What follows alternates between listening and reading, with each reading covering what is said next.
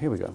Over his life, all sorts of titles followed Ron Fitzsimmons. And I've always been an executive director of something, or a campaign manager, or a legislative assistant. None of which topped the distinction of being Alice's kid. She would always call me Ronnie. Alice Fitzsimmons raised Ron and his two siblings alone. Around 1962, my father abandoned the family, and it forced us to rely on the New York State welfare system.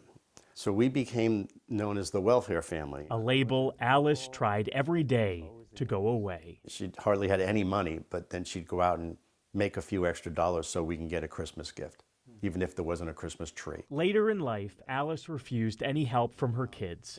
She lived and worked in a Long Island, New York motel until her passing. And we went to her room and we found receipts.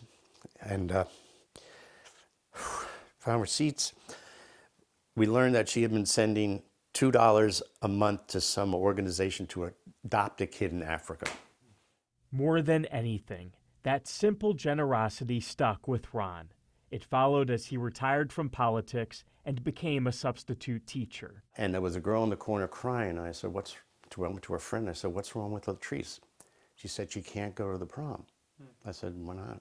"Well, it costs $50. Ron remembered his own childhood and paid for the ticket. Then he did something much more. And that's kind of what led to the creation of Alice's Kids. That's the nonprofit Ron and his sister Laura started in honor of their mother. The concept is simple. Student works but can't afford our field trip. Right here. Teachers from across America reach out on behalf of kids who need something. It could be a field trip fee or new shoes. We pay for those little things. Our average grant is about $100. Small things that are still very important to their self-esteem. In 2024 alone, more than 10,000 kids were helped.